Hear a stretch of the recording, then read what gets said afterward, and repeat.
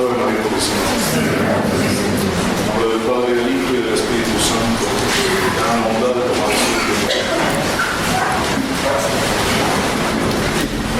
Estamos celebrando en este domingo la resurrección de nuestro Señor Jesucristo, y los textos de esta misa son los siguientes. La epístola se toma de San Pablo a los Corintios y dice: Hermanos, purificaos de la antigua levadura para convertiros en nueva masa, como hacemos que sois, pues ha sido inmolado Jesucristo nuestra Pascua.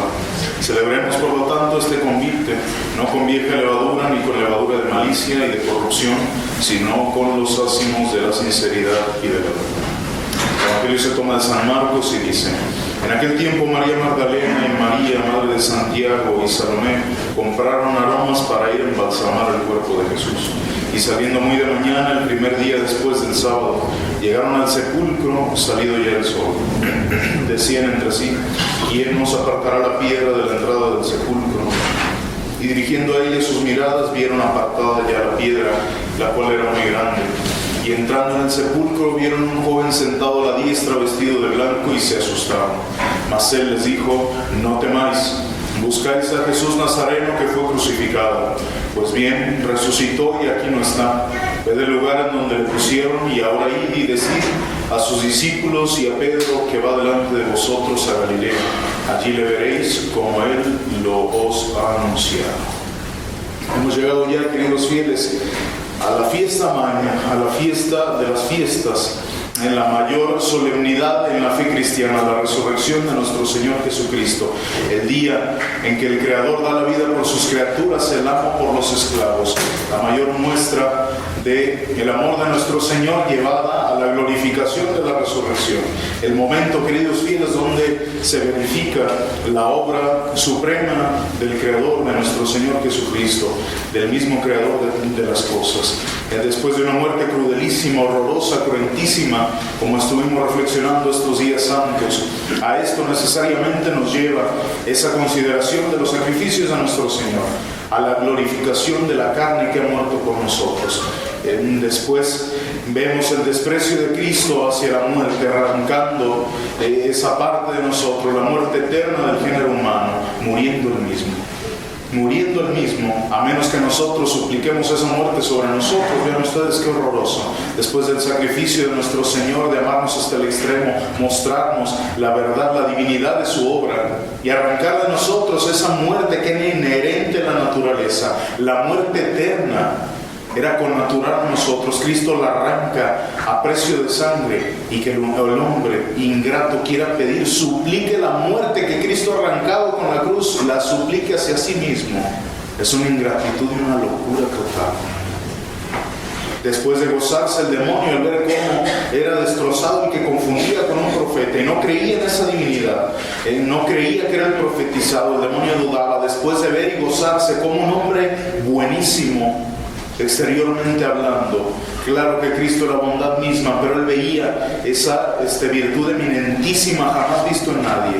Después de gozarse el demonio por haber conducido las voluntades malas de esta gente a destrozarla en el Calvario, después de esa satisfacción, después de verle con provecho al ser crucificado, al ser humillado de la forma más terrible que pudo haber, qué horror y terror debió sentir el demonio al ver que al expirar justo nuestro Señor empezó a arrancar almas de sus garras. Justo en el momento que se consume el sacrificio de la cruz, empiezan las almas a ser redimidas y conducidas al toque por montones al cielo. Esas almas que se encontraban, las almas de los justos que se encontraban en las garras del demonio, esperando ese día gloriosísimo de la glorificación de Cristo, el día en que los sacaría de ese lugar y los llevaría a la gloria eterna. Al ver que las cadenas de golpe justo al expirar nuestro Señor, se caían esas cadenas de esas almas y al instante eran llevadas a la gloria eterna, qué terror debió haber sentido el demonio. Al ver abiertas de una vez por todas esas puertas que eran cerradas para el género humano, pues ese mismo crucificado, al subir y abrirlas para las almas que ha redimido, el demonio se lamenta, grita, llora, gime, desesperado por esa cruz, por esa misma cruz Pero ese lamento del demonio no es de contrición como el de un alma que se arrepiente, es de odio, es de una era satánica. Ese arrepentimiento que se respira en el infierno, que va acompañado de una blasfemia, de una ofensa hacia sí mismo y todo lo que contribuyó a perder esa cruz. Ese es el lamento del demonio. Y el alma que ha decidido condenarse, va a vivir exactamente lo mismo. Ese momento que el demonio sentía, el gemir de sus adentros, eso lo va a sentir una y otra vez el alma que rechace a Cristo en esta vida, después de crucificarle una y otra vez por el pecado. Vendrá su juicio con la muerte y va a pasar lo mismo, el mismo proceso que vivía el demonio. Justo en el momento de la cruz lo ha de vivir el alma que lo rechace. Va a escuchar en el momento de su muerte, en el momento de su juicio, ese veredicto eterno, irreversible: aléjate de mí, maldito.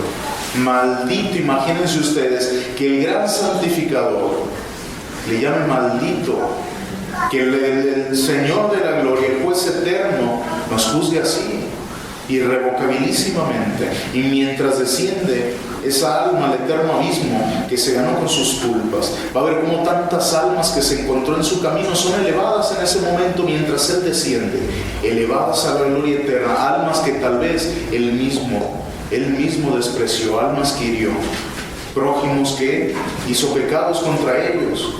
Y al ver que van siendo elevadas hacia la gloria eterna, más aumenta su dolor, más aumenta. Y el extremo de ese dolor es al ver por última vez al crucificado que han rechazado durante toda su vida.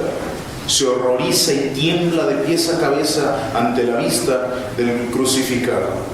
Y no solo porque ha muerto por él, sino porque se ve a sí mismo, ese condenado se ve a sí mismo crucificando, taladrando, renovando la causa de la muerte, pero no como redimido, sino como un infeliz verdugo. Así se ve y se horroriza con cada pecado cometido. Y al verlo resucitado en la gloria eterna por última vez en la eternidad, en su juicio personal, cuánta mayor sea la glorificación de Cristo, el poder que ven en Cristo, mayor va a ser la vergüenza de ese miserable condenado, al saber lo que perdió y al saber lo que prefirió.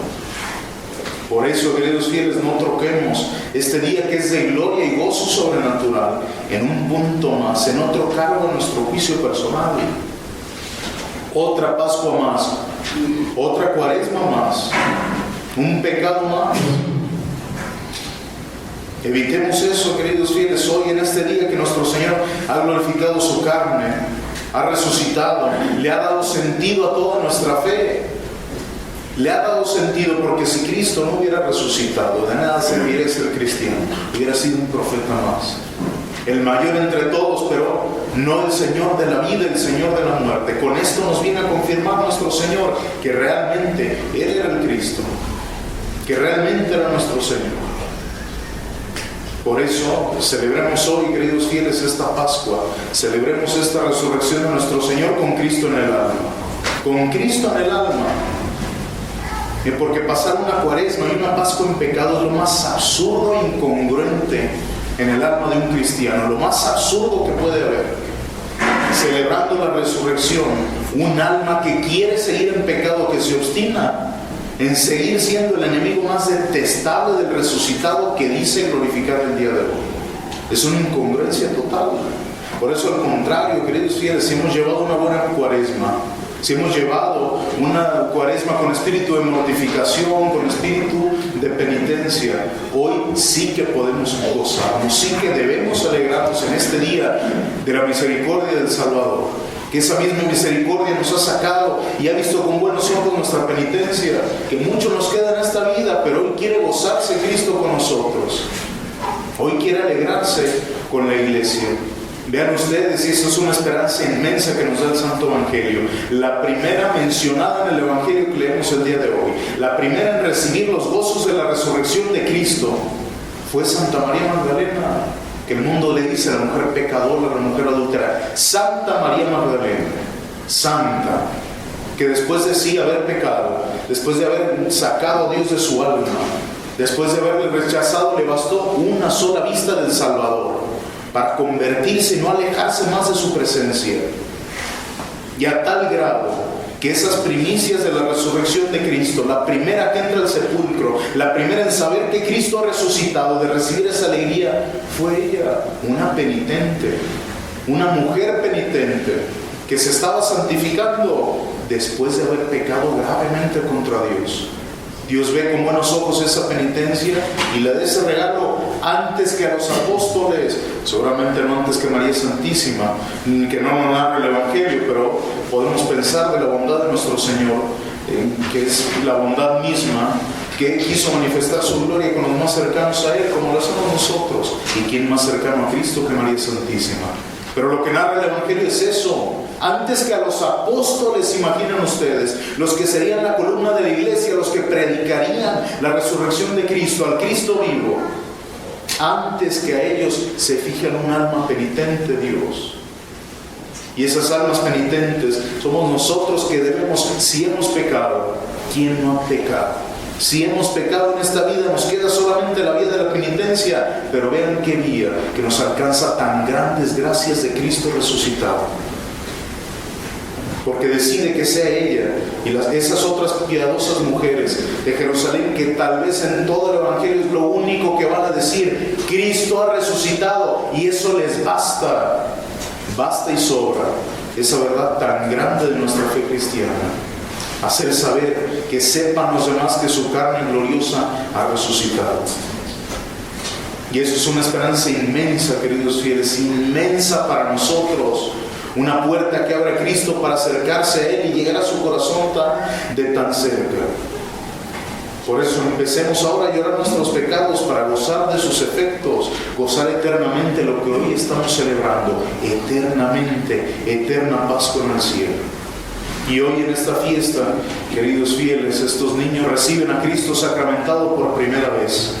Por primera vez, la misma carne y sangre que nació en Belén, la misma carne y sangre que murió en la cruz, hoy van a recibir ustedes, niños. Hoy lo van a recibir. Hay 3 días en la vida de un católico que son los más importantes de toda su vida. 3 grandes días. El primero es el bautismo, cuando ustedes se hicieron hijos de Dios, cuando empezaron a ser hijos de Dios. El segundo es hoy, niños, hoy que reciben a Cristo en su alma. Y el tercero es cuando vayamos a ser recibidos por Cristo, después de que muramos en la gloria eterna. Esos 3 días son grandísimos en su vida. Y hoy empieza una vida nueva para ustedes, niños, una vida nueva. Porque al recibir a nuestro Señor tenemos que asemejarnos a nuestro Señor, ser igual que el que recibimos. Hablar como Dios hablaba, amar como Dios hablaba. Y los demás tienen que ver eso en ustedes. Si no, imagínense después: mire, ese es el niño que comulga, la niña que comulga. La niña, el niño que hizo su primera comunión, y así contesta, así se pelea. Tanto tiempo deja de comulgar, ya no reza. No hagan eso. Al contrario, niños, que Dios se alegre de ir a su alma, se alegre de entrar otra vez cada domingo en sus almas, y que dice que siempre, por toda la eternidad. Y agradezcanle mucho, porque hoy quiere vivir Dios en sus almas. Nunca lo saquen por el pecado.